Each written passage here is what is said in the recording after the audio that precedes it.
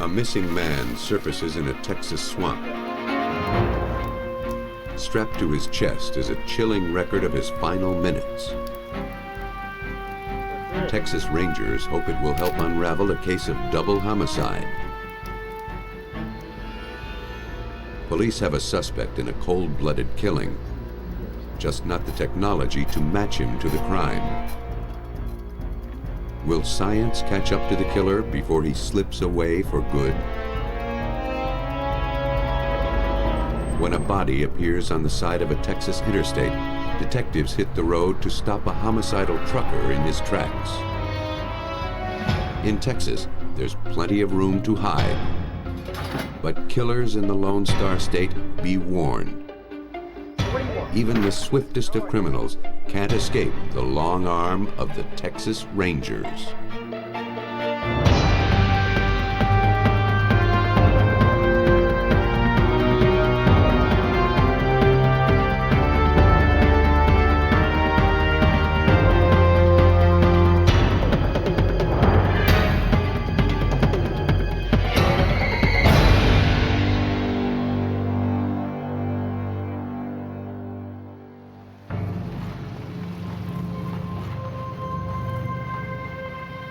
On July 27, 1982, Texas Rangers were called to an abandoned car in a remote drainage ditch near Santa Rosa. The inside had been torched. A check of the plates showed that the car was registered to Billy Staton, who, along with his girlfriend, Lydia Castro, had been missing for 10 days. It was the first break in the case, and one that Rangers desperately needed.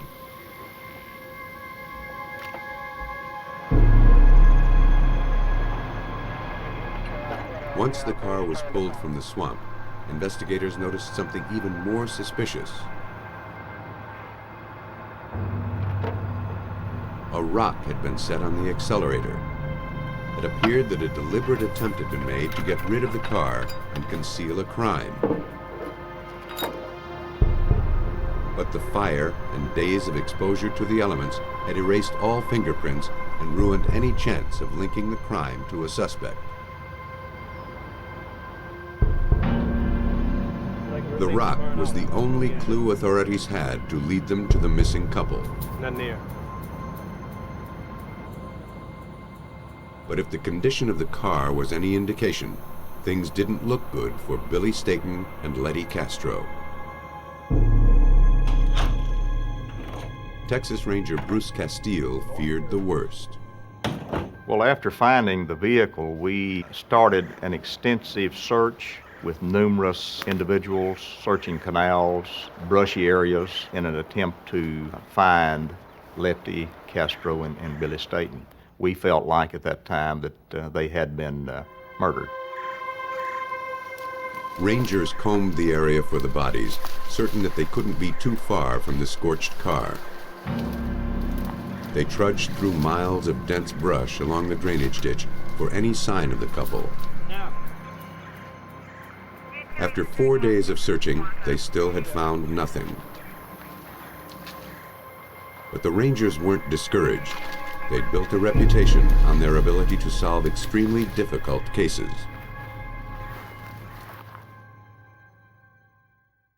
The Texas Rangers were organized in 1823 by Stephen F. Austin to protect the first settlers of Texas from Indians.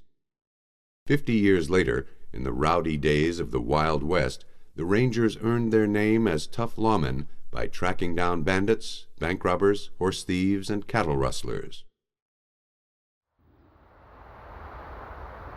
Today, Rangers are as tenacious as ever. As a state police agency, they're highly trained in investigative and forensic techniques to assist local law enforcement. The Texas Rangers tackle only the biggest and most complex criminal cases. And the simple missing persons case was becoming more difficult with every day.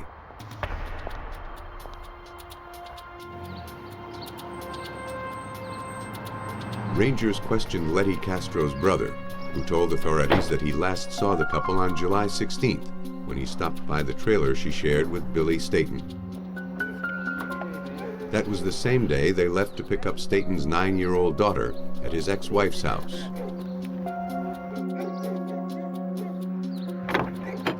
The two were going to be married soon and hoped to obtain full-time custody of the girl.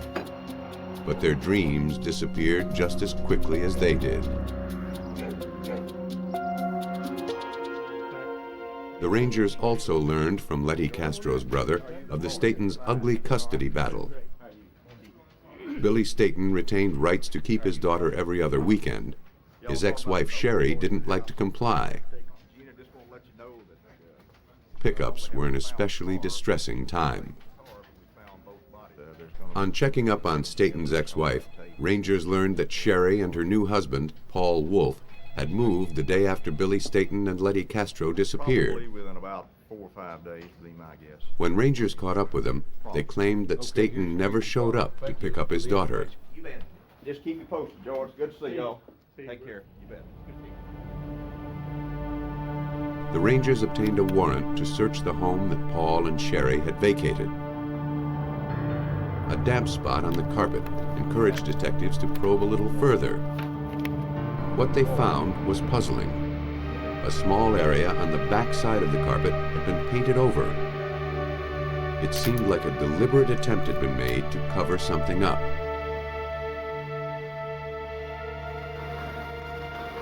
Sections of the carpet were shipped to the lab to see if technicians could determine anything.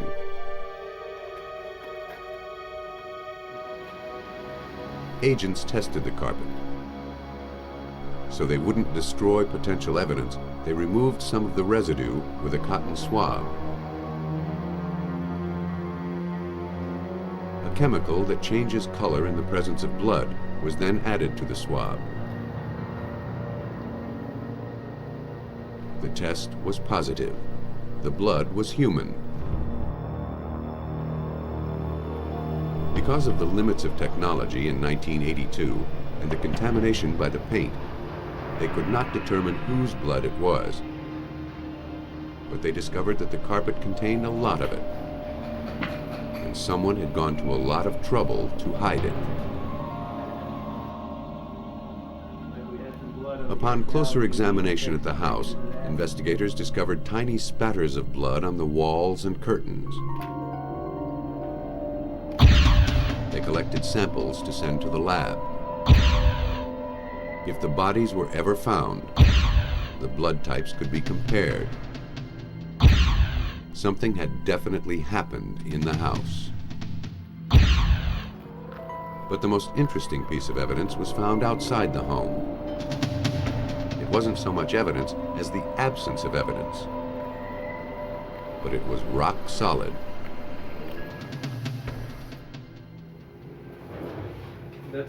Ranger criminalist Joe Marchand uncovered precisely what had happened. And we looked around and we finally found an indentation next to a tree where a rock used to be. So we went ahead and we had the rock at the time, and we went back and we basically fit it back as a jigsaw puzzle and put it back in its place.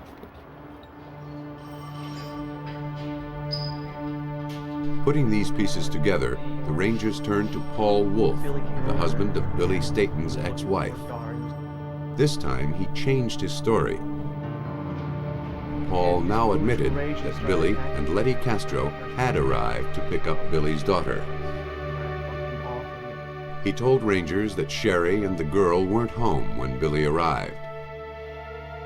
Billy was so mad to find that his daughter wasn't there that he attacked Paul. Paul tried to defend himself and accidentally killed Billy with a metal bar. Billy's fiancée, Letty, heard the commotion and came running in. When she saw Billy on the floor covered with blood, she came after Paul. Once again, Paul Wolf said he beat her in self-defense, accidentally killing her too.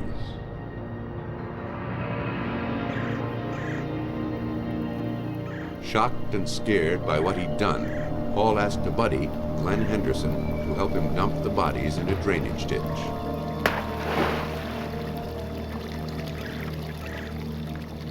To get rid of Billy's car, he'd brought a large rock along to set on the accelerator, hoping to get the car to drive itself into the ditch.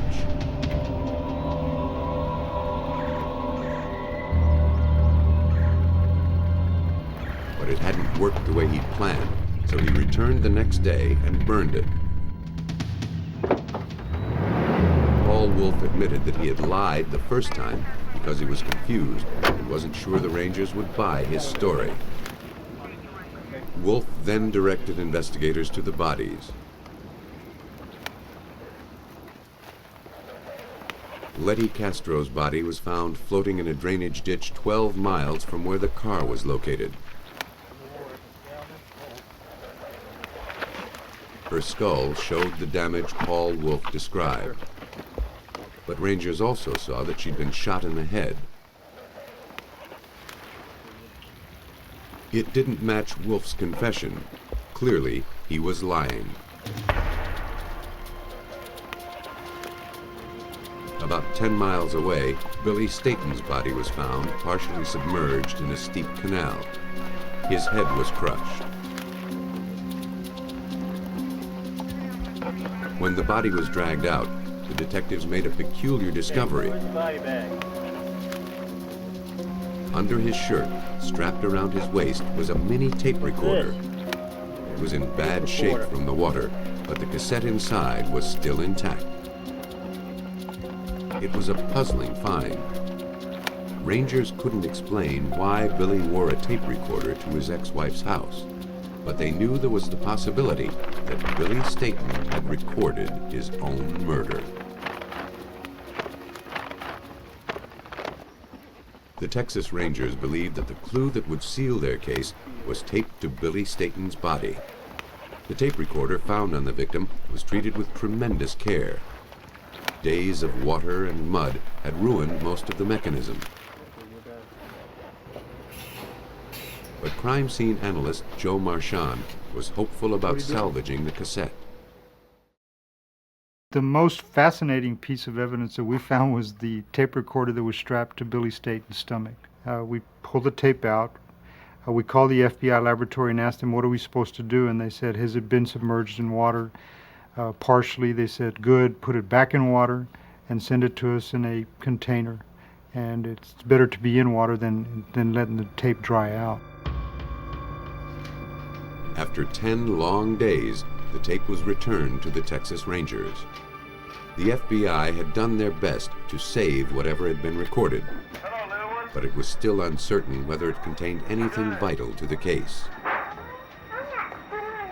Within seconds of playing it, the sounds of Billy Staton being brutally murdered were perfectly clear. Armed with the recording, investigators went back to the scene of the crime to precisely match actions to audio. They measured distances and timed out the events as they corresponded to the sounds on the tape. The blood found in the house had been matched to Billy Staton. Now, the patterns of the blood would tell more of the story. All the bloodstains on the wall had tiny tails, like teardrops. By studying and measuring those tails, examiners could determine exactly what angles the blood had come from.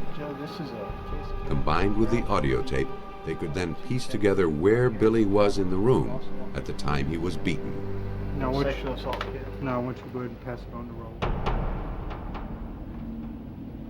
The tape revealed to investigators exactly what happened that afternoon. Billy Staton showed up at the house and was invited in. Billy's here. Sherry Wolf and her daughter are clearly heard on the tape, refuting Paul's claims that they weren't home when Billy arrived.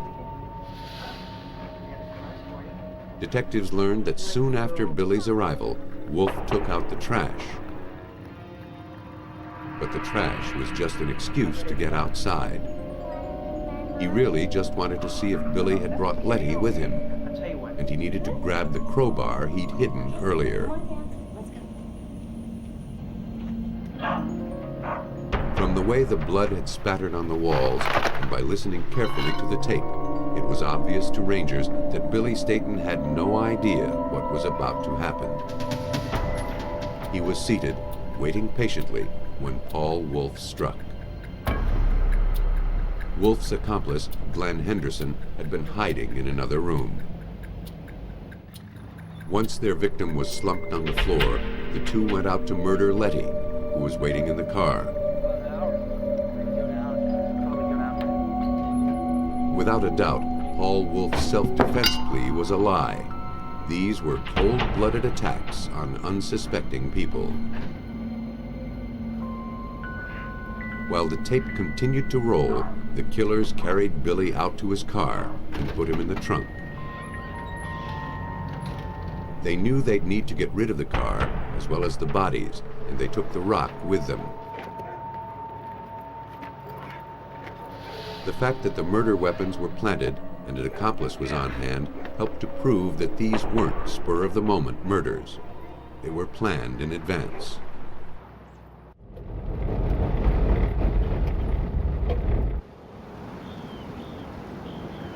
Of course, what they didn't plan on was capturing their crime on tape. And this is where they're looking. This is where they're looking to see where they're going to dump Letty. And you can hear the rocks hitting the bottom of the trunk, and they're traveling slow speed. Wolf found a secluded area off a drainage ditch a few miles from the house.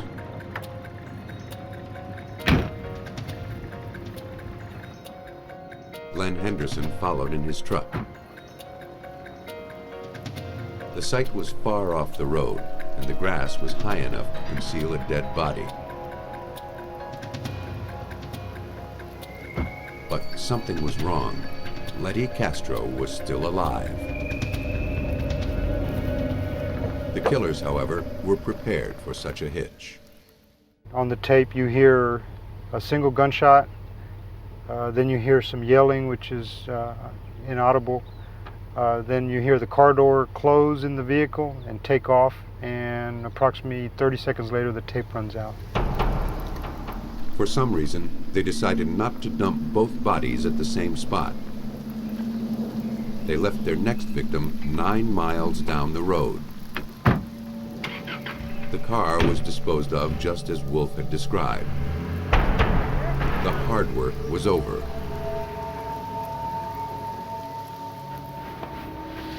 Back at the house, there was quite a bit of cleaning to do. In the short time they'd left their victim inside, struggling for life, a large pool of blood had collected on the carpet. The co-conspirators had to rent a professional carpet cleaner to cover their tracks. But even that wasn't enough. Blood had seeped through the carpet, staining the underside. In an attempt to conceal it, they painted over the spots.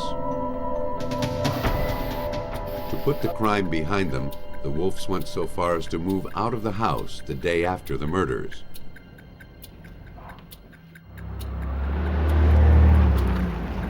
But nothing they could do would erase the evidence that Billy Staton had unwittingly recorded.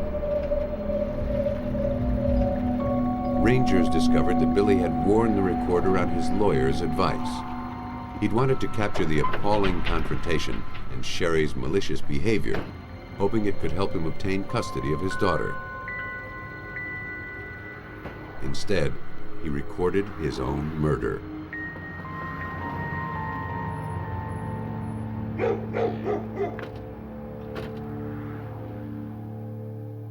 Paul and Sherry Wolf were both sentenced to life in prison for killing Billy Staton and Letty Castro. For his part, Glenn Henderson also received a life sentence. Most criminals unintentionally leave evidence behind, evidence that can condemn. But sometimes the proof is worthless. When even the latest technology can't finger a killer, all detectives can do is wait until science catches up.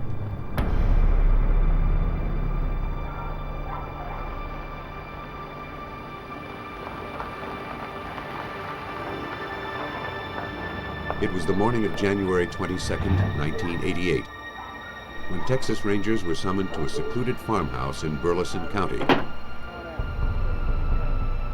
They'd been called to check up on an elderly woman who lived by herself. Neighbors couldn't reach her on the phone, and there was concern that something might have happened. they were right. 72-year-old Lydia Schumacher had been murdered. Inside, rangers discovered the gruesome scene. Schumacher lay partially nude on her bed. The sheets were bloody. She'd been bludgeoned and then smothered to death. The Texas Ranger Crime Lab in Austin was called in to process the house for evidence. Someone had clearly broken in the back door, and it seemed some jewelry was missing. Apparently, Mrs. Schumacher had surprised a burglar.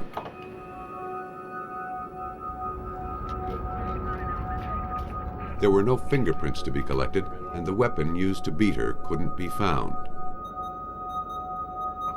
It was likely that she was smothered with her own pillow. Officers turned their attention to the body and the bed.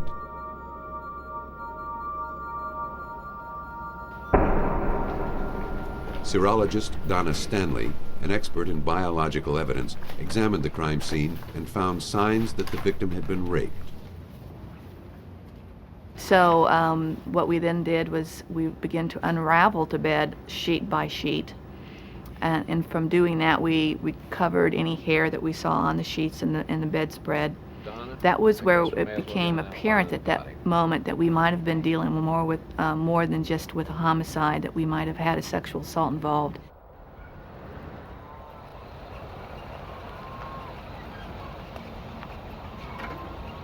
To track down the killer, rangers began interviewing people in the area for any information.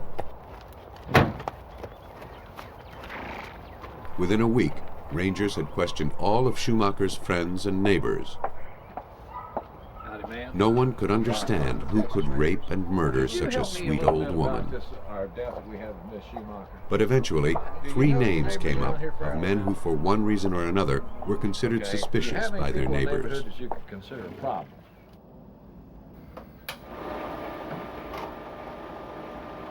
Detectives asked the men if they'd be willing to take a polygraph test. One by one, they were brought into the station, hooked up to the machine, and asked point blank if they murdered Schumacher or had any knowledge of the murder.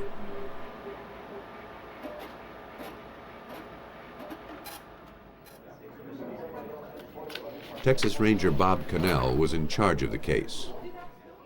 We had several suspects in the course of the investigation. One of them was a next-door neighbor. Another one was a person who was later picked up for indecent exposure. 2 men were questioned and released. The third suspect was a young man named Charles Supak Jr. Supak and his father had actually been doing some work at the Schumacher house on the day she was murdered. A background check revealed he'd once been charged with sexual assault. He was subjected to a thorough interrogation about the crime, but he denied any involvement whatsoever. The polygraph confirmed that Supak was telling the truth. No, sir. All 3 suspects had passed the test, and rangers were now left empty-handed. With no more leads, all they could do was hope to make the best of what they had so far. Pretty good. At the crime lab in Austin, Donna Stanley and her colleagues ran tests on the biological evidence left by the rapist. Characteristics in the hair that I feel very. Once they determined the killer's blood type, they compared it to hair samples taken from the 3 suspects. Medullary structure, the cuticle. Out of the 3 suspects that I tested, 2 of them were immediately eliminated. The third remained as an inclusion in the blood typing test, and that was Supak. He was not eliminated on ABO typing. In 1988, ABO blood typing narrowed down evidence to one of only 8 blood types. But with hundreds of millions of people sharing Supak's type, the test results were hardly enough to prove anything. Still, it was all they had to work with, so rangers brought Supak in again. Supak, have a seat right there. He had passed the first polygraph test, but investigators were confident that if he were guilty, Supak couldn't beat the machine twice in a row. They decided to try again. It wasn't difficult finding him. He was sitting in jail for possession of marijuana. Rangers felt that if he'd been under the influence of drugs during the first test, he could have possibly lied and still passed. On the second go-round, he had been in jail for several days, and we knew that he had to be clean at that time. So we took him back for the second polygraph to the same operator, and he passed that one too. No other evidence was found that could pin the murder on Supak. Authorities had no choice but to clear him of the charges. For nearly a year, Rangers struggled to find Schumacher's killer, but it was hopeless. On November 29, 1988, they finally had to suspend the case. A rapist and murderer roamed somewhere in the Lone Star State, and the Texas Rangers were powerless to stop him.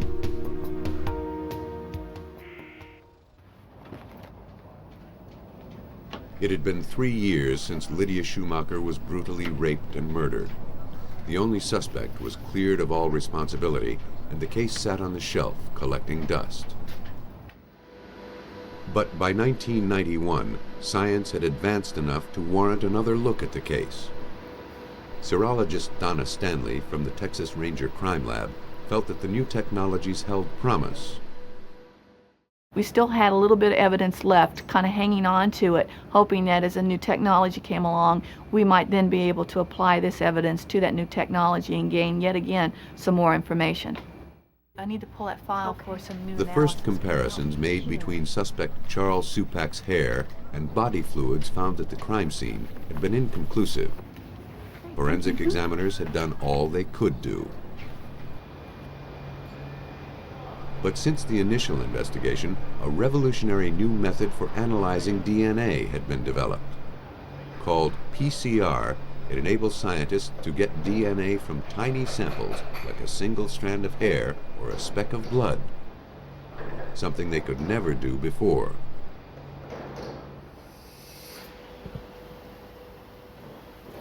Stanley was optimistic that the evidence collected from the Schumacher house 3 years earlier could finally be used to nail the killer. Okay, see you around. Shortly after the case had closed, Sheriff Cannell had retired, and Texas Ranger Ray Kaufman took his place. Kaufman approved further investigation of the evidence and quickly reopened the file. Okay, well, thanks, Bob. Need something. At the time I got involved in the Supak murder, I knew that DNA was making giant leaps in their ability to narrow down suspects, and I felt that this case was one that possibly DNA could help solve. As the preserved evidence was sent to a genetics lab, Rangers began questioning neighbors and relatives again, hoping to uncover more information about Charles Supak. They soon learned things about their suspect they'd never heard before. Shocking facts that made authorities only more suspicious than ever. Neighbors confided that Supak had quite a disturbing reputation. It was widely reported that he had unusual sex habits, including bestiality.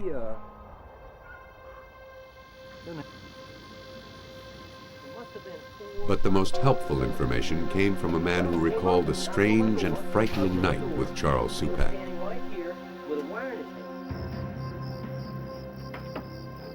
About 4 months after the murder, John Golson was awakened late one night by Charles Supak. He told Golson that he'd had car trouble and needed help. But something about Supak's manner didn't seem right. John reluctantly agreed to drive him back to his car. Where are we going? Man, just going out this way. While they drove around aimlessly, trying to find the car, Golson's suspicions slowly turned to fear. Supak had insisted on sitting directly behind Golson and spent the entire drive idly wrapping an electrical cord around his hands. No, I don't think so. Supak finally directed Golson to a remote area, but when they arrived, his vehicle was nowhere to be seen. Tired of the whole affair, Golson finally drove him to a garage.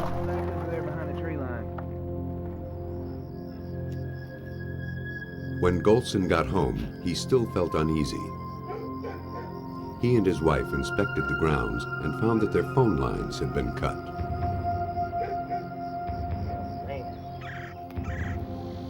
The story took another chilling twist when Golson showed rangers where he'd driven Supak that night. Golson had no idea of the significance of the spot, but its importance didn't escape the rangers.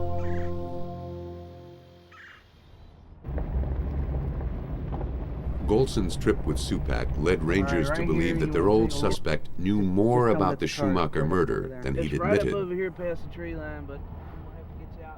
This is the final location where Mr. Supak brought Mr. Golson that night. Supak said he'd parked his vehicle down or got it stuck down here by this tree line. This little lane here goes down to the Schumacher residence. It's maybe a quarter of a mile right down here. Supak had returned to the Schumacher estate. Rangers knew it was common for a killer to revisit the crime scene, but it would take more than this circumstantial evidence to put the finger on Charles Supak. The lab had run complex DNA tests, comparing Supak's sample to the evidence from the Schumacher case. Finally, on March 8, 1992, the results came in. The DNA of Charles Supak Jr. was in the victim's bed sheets. The updated information finally gave Texas Rangers the evidence they needed to arrest the man they'd suspected for over 5 years. Once again, he was in another Texas county jail for vehicle theft. Faced with the undeniable DNA evidence, Supak admitted to raping and murdering Lydia Schumacher.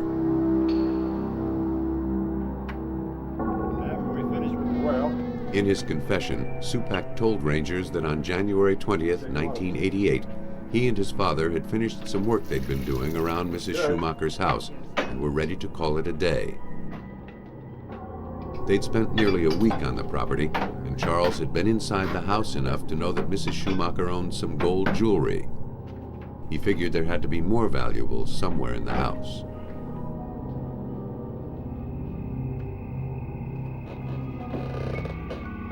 That night, Supak returned. He claimed he'd been driving around looking for something to steal when he thought of Mrs. Schumacher.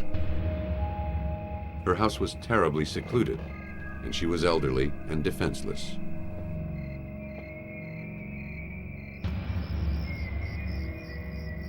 The house was quiet when he arrived, and getting in was easy. He'd left a pipe in the yard that day. Now it was the perfect tool, and soon it would be the perfect weapon. Once inside, the prowler had a look around.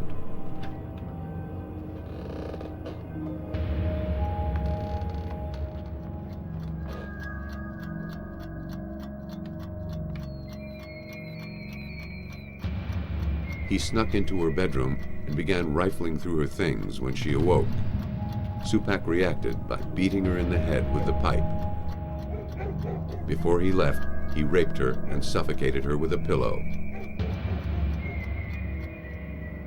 It took nearly 5 years, but Charles Supak Jr. was finally convicted and sentenced to life for the murder of Lydia Schumacher. The conviction was a tribute to Ranger tenacity, as much as it was a victory of hard science. Forensic science basically solved this case. If it hadn't been for the advances in DNA, I'm sure this would still be a pending case that would go unsolved.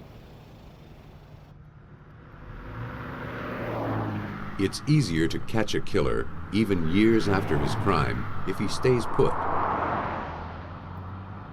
But Rangers take pride in their ability to track down suspects on the run. In a state as big as Texas, it's a common situation.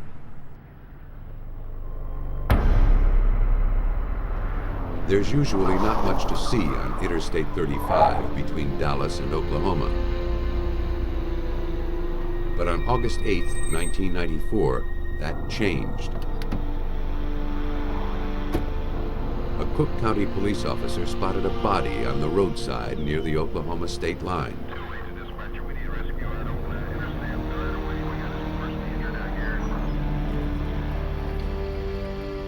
When Texas Rangers arrived on the scene, they found a dead white male in his 30s. He had been stabbed multiple times in the chest, neck, and face. Wrapped around his neck was a shoelace. There was a sock stuffed in his mouth.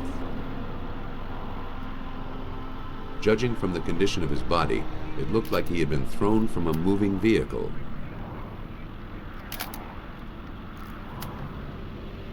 A bra and a baseball cap were discovered nearby. A pair of men's underwear were also recovered. They were obscure clues, but it was enough to start Rangers down the right road.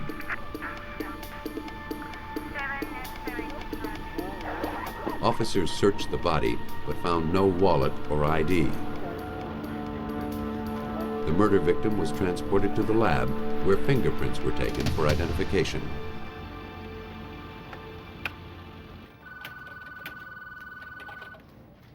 The task of tracking down the killer fell to Texas Ranger Johnny Waldrop. Within 2 days, he received a positive identification of the victim from the fingerprints. He was a 38-year-old Dallas man. His name was James Sykes. James Sykes had a real bad criminal history and was just a kind of a throwaway person. He didn't have any family background other than his parents, and had no money and had no job, and was a very bad drug addict and an extensive criminal history. Roadblocks we ran into is through the investigation. We would contact people and they would say, "Why do you care?" Well, we did care because he was an individual just like everyone else. Door. Sykes hung with a rough crowd. When officers tracked down his best friend, Murray Bracken, he was in a Dallas County jail on a drug charge, and he became the Rangers' first suspect. Bracken admitted that he'd been with Sykes just the day before his body was discovered. He even acknowledged that the baseball cap found at the scene belonged to him. But he was adamant that he had nothing to do with the murder.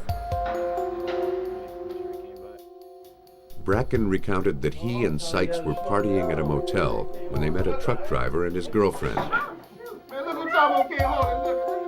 The four used up Bracken's drugs, and at the end of the party, he asked the truck driver to pay his share. The truck driver didn't have the money with him, but said he could go get it. James Sykes went with the couple to make sure they didn't just take off. That was August 7th. Murray sent Sykes with the truck driver to collect the money. The truck driver, for some unknown reason, gave his billfold with his driver's license to Bracken and said, "I'm from Ada, Oklahoma. I'm a truck driver. I've got to be in Phoenix in a couple of days, and this is good faith. I will leave my billfold with you, showing you that I'll come back with the money."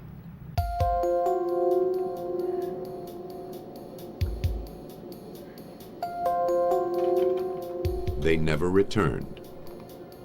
And Murray Bracken said he emptied the trucker's wallet and threw away his driver's license.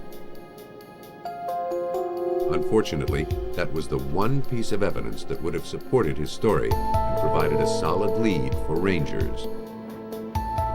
Now it was gone forever. To see if Bracken was telling the truth, Waldrop called the Oklahoma Department of Motor Vehicles to check for truckers who'd applied for duplicate licenses in the last few days. The DMV gave him a list. On it was a man named Terry Brown. He was from Ada, Oklahoma.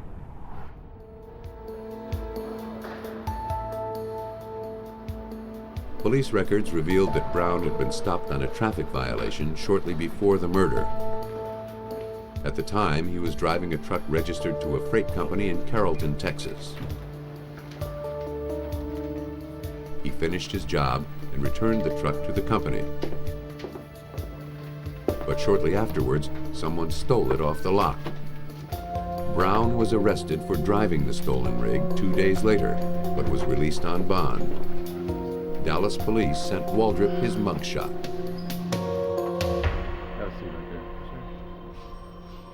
Hey, thanks for coming. Rangers put the picture in a stack of photos and asked Murray Bracken to survey the lineup. Within moments, he recognized the trucker he'd last seen with his friend. He pointed out Terry Brown. The investigation was picking up steam, but to prove Brown was the killer, Rangers needed more than just the word of a criminal. They needed proof. The freight company was relieved to get their stolen truck back. Only now it was the major piece of evidence in a crime far worse than theft. It matched a description Bracken had given authorities, and they were beginning to believe that it was in the truck that James Sykes had taken his last ride.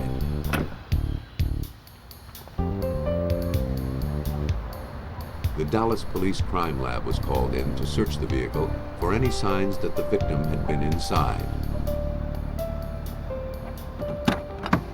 Rangers knew Brown had been in the cab. He was arrested in it. Trucking records showed he was driving on business until August 6th. Sometime after that, he returned to the lot and stole the truck. The company reported the rig missing, and it was recovered on the 8th, the same day the body was found. Everything pointed to Terry Brown as the killer, but Brown had jumped bail. No one knew where he was. The team scoured the cab and sleeper for clues. They got what they were looking for. In the back, on the walls, investigators found some small spots of what appeared to be blood. Careful examination revealed even more blood under the mattress. Some quick tests indicated that it was human. Detectives were sure that further testing would reveal it to be the blood of James Sykes.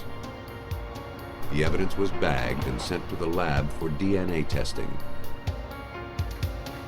Rangers were confident they were now on the trail of the man responsible for the brutal stabbing.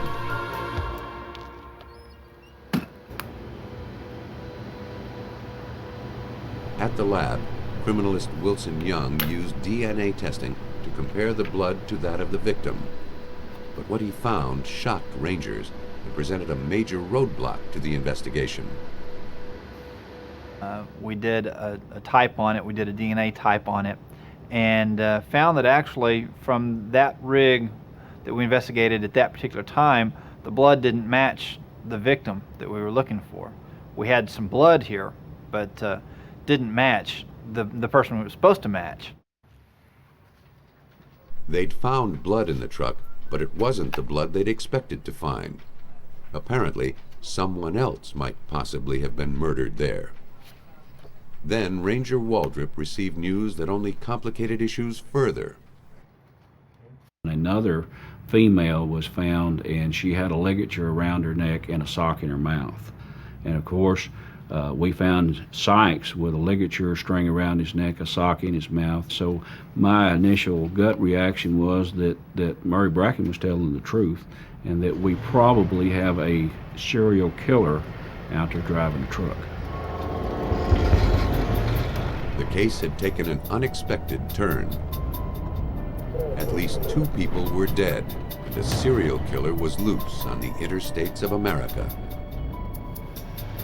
If Waldrop didn't catch up to him soon, there would almost certainly be more dead bodies to identify down the road.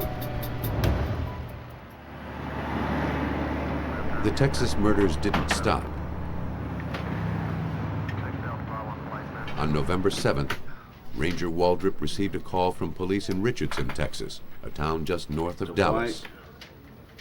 They'd just found another body. It was a woman with a string tied around her neck and a sock stuffed in her mouth. But this time, there was a twist. The dead woman was Terry Brown's mother. Brown and his girlfriend, Tina Sampson, were prime suspects in the murder. They had stolen his mother's car and disappeared. When Waldrop talked to Brown's last employer, he discovered that Brown was supposed to have delivered a load to California. He'd picked up their truck on November 6th, the day before the murder, and never returned. Once again, Terry Brown had stolen a rig and vanished. We were very fortunate at this time. We finally had a turn of luck. This was the truck we were looking for. We found that he drove the truck to Oklahoma City and partied in it for a few days, and it ran out of gas and he left it. The Oklahoma City police found the truck abandoned. Before Rangers had time to respond, the trucking company brought the semi back to Texas and had it cleaned.